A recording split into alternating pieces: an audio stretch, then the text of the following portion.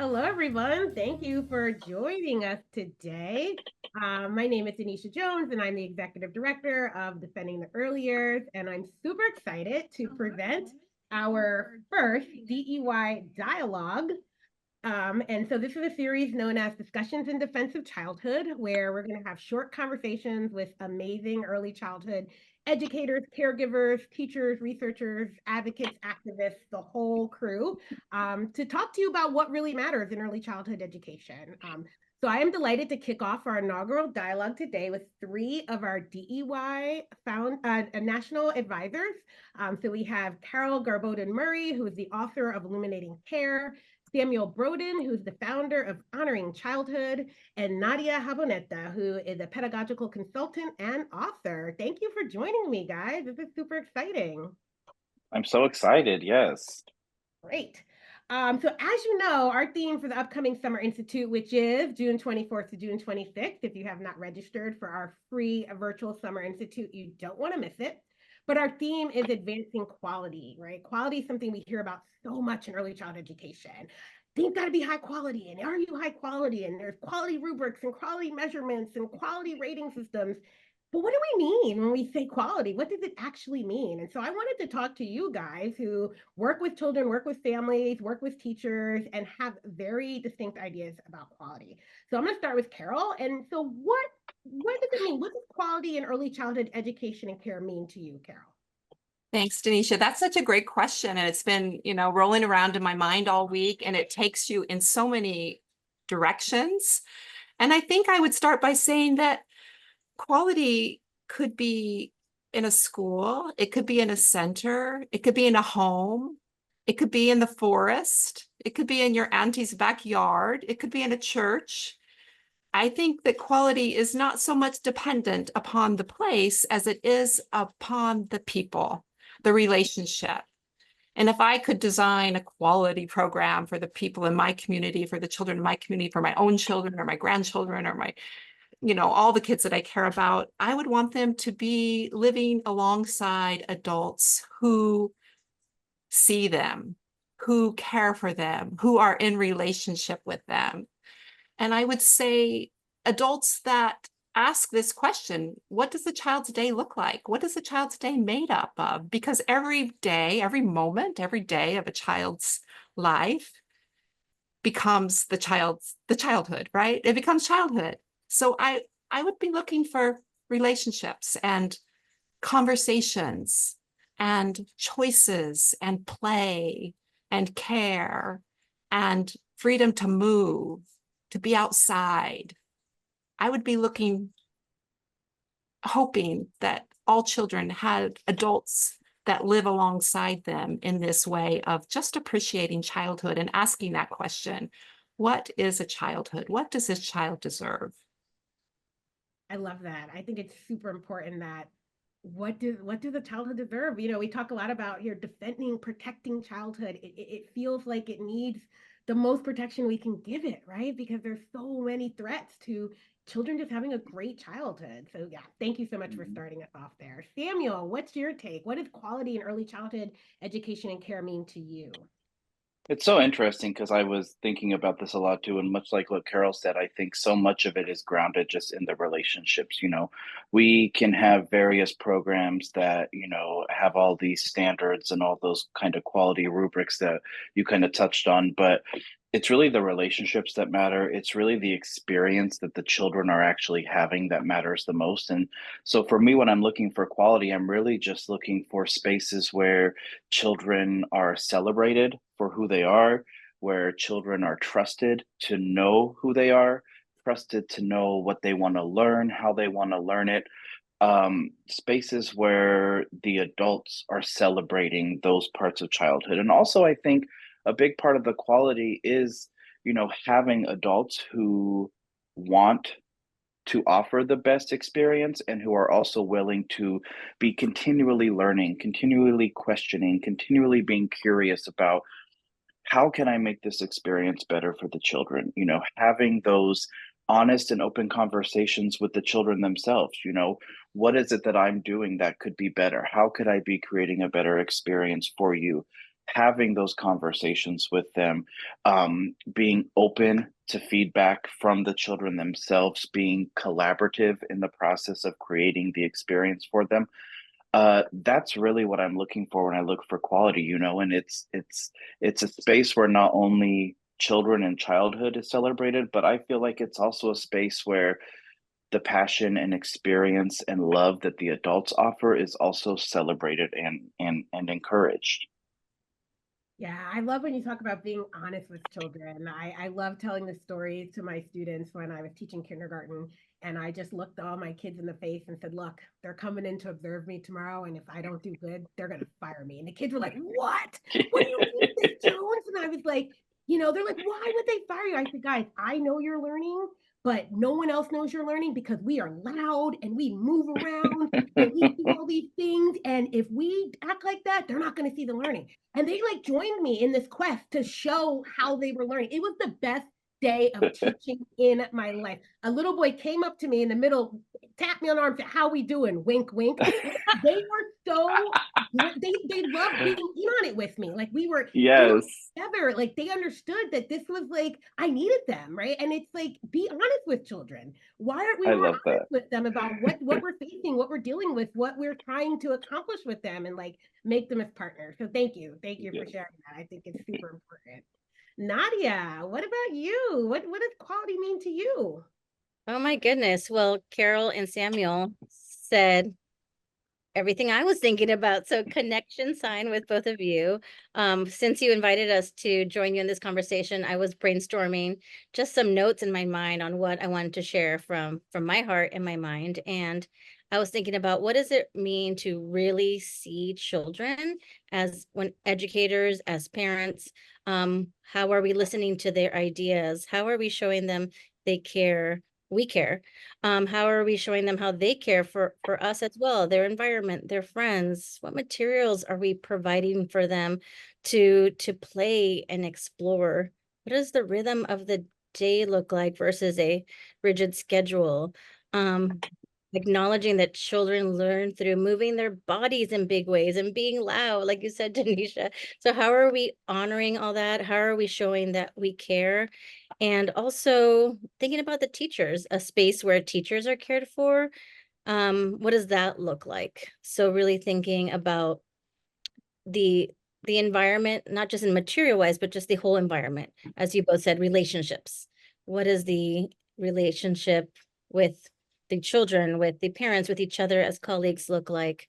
And also, what does it look like to show we care when children are challenging us, adults?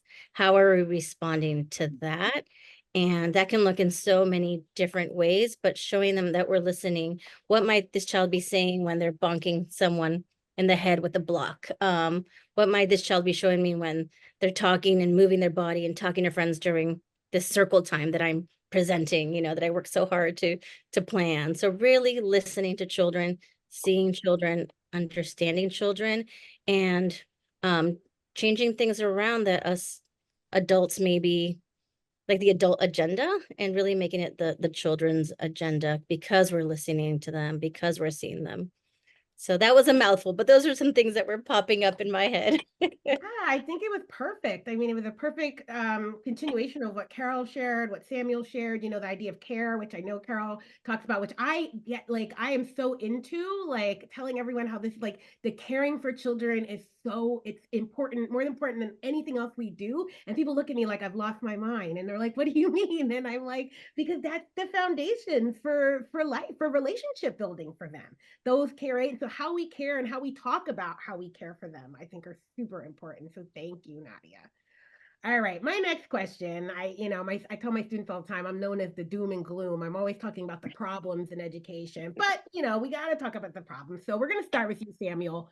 What do we get wrong as a profession, as a field, when it comes to quality in early childhood education and care? Oh my gosh. What a loaded question. But I don't know. For me, I feel like a lot of it, at least in my experience, so much of it is we have this idea that we need to obtain some sort of accreditation or some sort of certificate or some sort of something tangible that says like we're doing the right thing. And, you know, a lot of times in my experience, we can have those things, but when we really get deep down into what our program is about, a lot of it is missing, right? Because we're so focused on these standards, these goals, these whatever it is that someone else has written for us that we're supposed to follow that says what quality is in every single program in every single city, you know, and you know, doesn't take into consideration, you know, the differences in our communities and the differences in the people that we serve and the differences in children. And so I feel like a lot of times we're taught to focus so heavily on that that we forget about that most important piece, which is those relationships, which is that care that we're giving to the children. And so in my view, I just think that, you know, we've been trained for so long, you know, from, you know, when we start in the field, that these are the things that we want to reach to, these are the things that we want to do, and once we get there, then it's cool, we're done. And I feel like that really just takes away from that relational aspect of things. Yeah, I definitely concur. It's the important parts about quality don't get focused on enough because all the other bureaucratic things that we think matter more in quality, they kind of take the lead, right? In a lot of what we're being asked to do. Yeah. Nadia, what are your thoughts about what we get wrong when it comes to quality in early childhood education and care?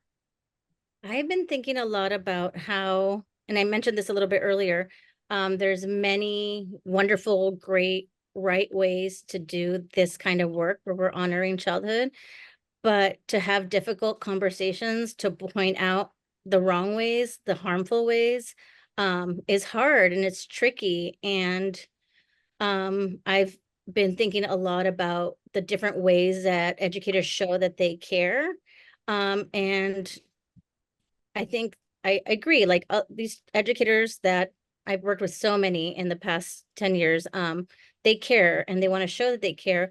And how do we have this conversation where I'm thinking a lot about challenge behaviors that challenge us lately? So when we're taking a child away from a situation and telling them to take a break and go sit in this cozy chair for 15 minutes and think about it, they're doing that because they care, but how can we change that lens and how we're supporting children who are showing us that they need more care or they need to be supported more rather than just be punished, I guess. So really thinking about there are many right ways and there's some ways that are harming children too. Yeah. Yeah, absolutely. And it's a hard thing because like you said, critiquing teachers who you know care but are just, you know, falling a little bit short, or maybe they have all these outside pressures trying to distract them from what they know. Like I feel like caring for children is something like we know very much inside of us, but then there's all this pressure that makes you strip away what you know. You don't know, right? You don't know. That's not good because why? Because I don't know, society's all about trying to get us away from our natural desires of what we know, our natural inclinations of how to be for a different type of way, right? And so that's hard because they, you know, you have to help them see the light, right? Like I know intuitively you might think this is right, but then somewhere along the way that was stripped from you and now you're doing this. How do I get you to go back to that original intuition, which as early childhood providers, we're not taught to trust. We're not taught to like believe in what we know. It makes a good childhood, right? And good children. So yeah, that's super important. Thank you. Carol, you will wrap us up on this question. What do you Yeah, think I have so about many thoughts. I love that? that Natalie and Samuel both have been talking about the educator. So I think that's one thing we get wrong. The educator, the caregiver, is often not included in this talk about what is quality, right? And that recognition that the provisions of care, of growth for the educator is intricately linked to the quality that they can provide for children. So I just love that everyone's talking about that. And of course, I think about like in the times we're living in and the elections coming up, I think about this sentiment, you know, we want to fund quality we want to fund quality early childhood education, not care, right? So I'm always thinking about how do we answer that this idea that care can be separated from education, and how can we talk about not only education and care, but education is care and care is education. How can we fight against this? I think something we get wrong is this image of the child as a scholar. You know, our society thinks it's so cute that little kids go to little schools. And we're saying, no, we don't want our programs to look like schools. Early childhood is set apart.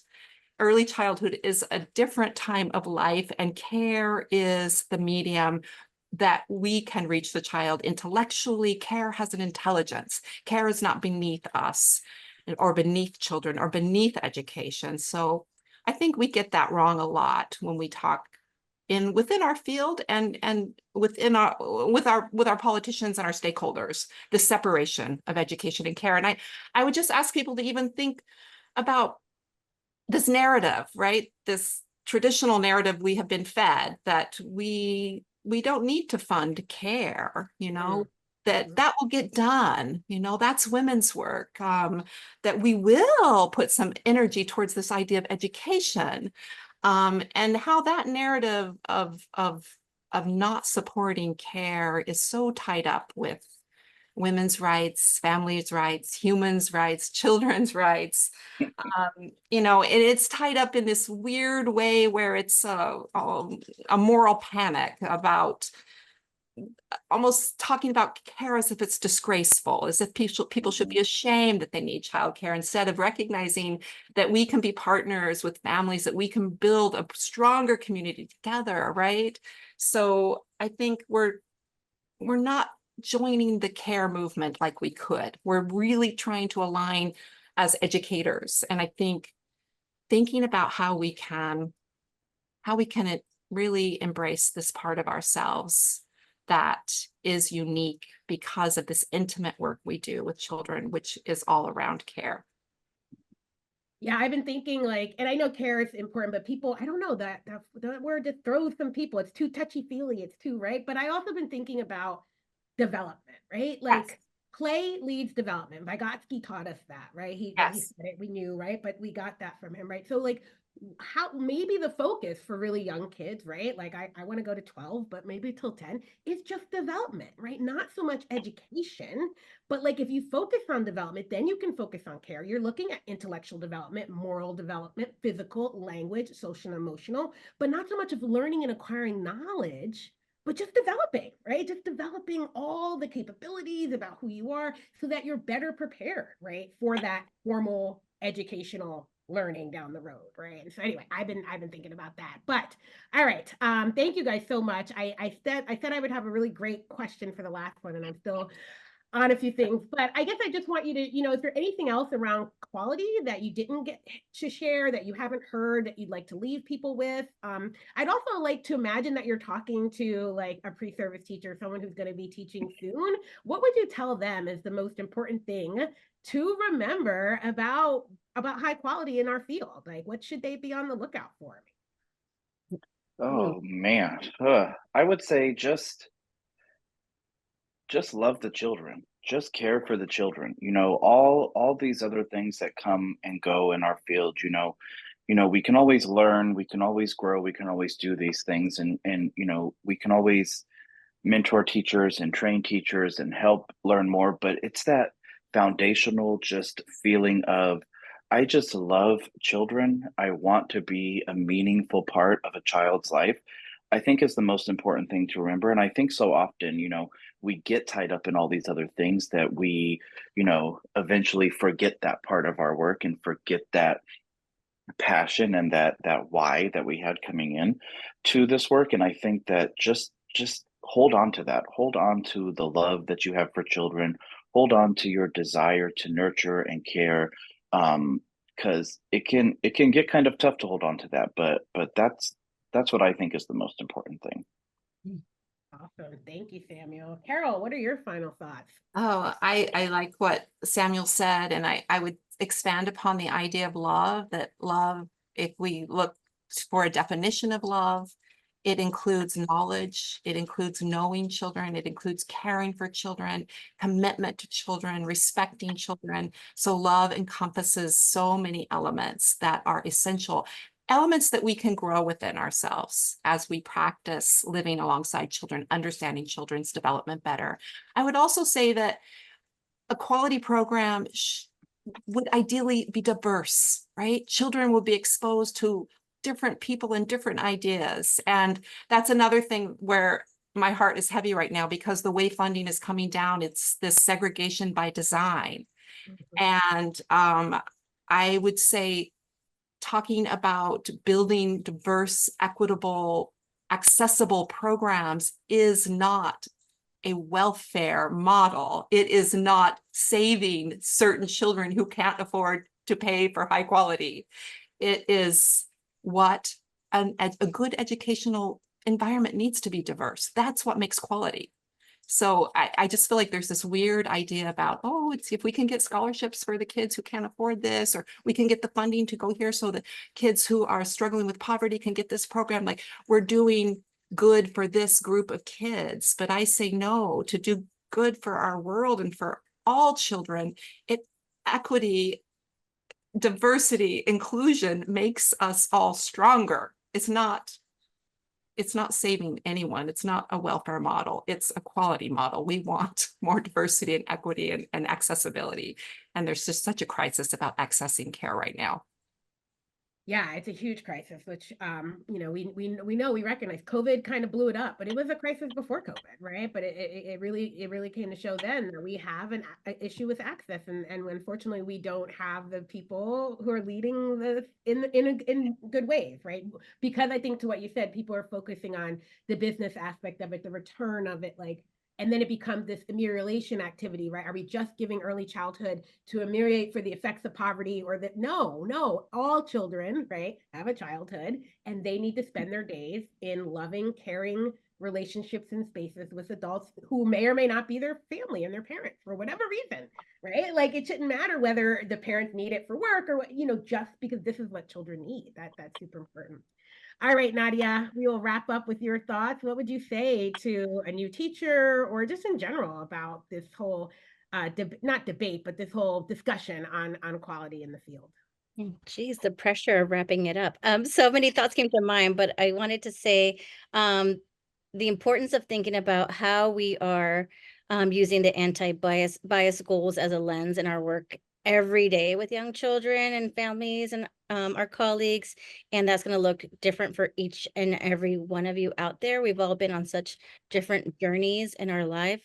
Just quoting the anti-bias book, really learning with children, like, we're all different, we're all the same. And isn't that beautiful? Like, isn't that wonderful? So even starting with that with children and taking it from there and acknowledging similarities and differences and normalizing those conversations is a great way to start.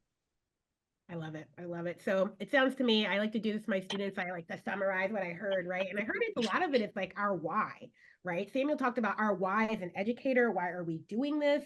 Carol talked about our why as a society. Why is this important? And Nadia talked about our why is in who we want to be, right? Anti-bias. We want to rid ourselves of bias and discrimination in this world, right? And I think that's super important. Quality is about the why, right? And then you get into the how, but we don't spend enough time in the why.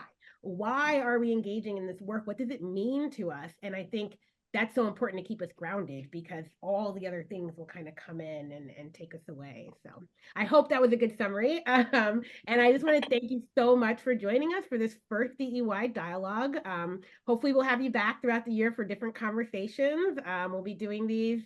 So the next one will be aired next week, and it's going to be a talk about banning books in early childhood. As you know, we've launched our DEY Ban Book Club, and we want to talk about the issues around that. And that's going to be addressed at day 3 of our Institute.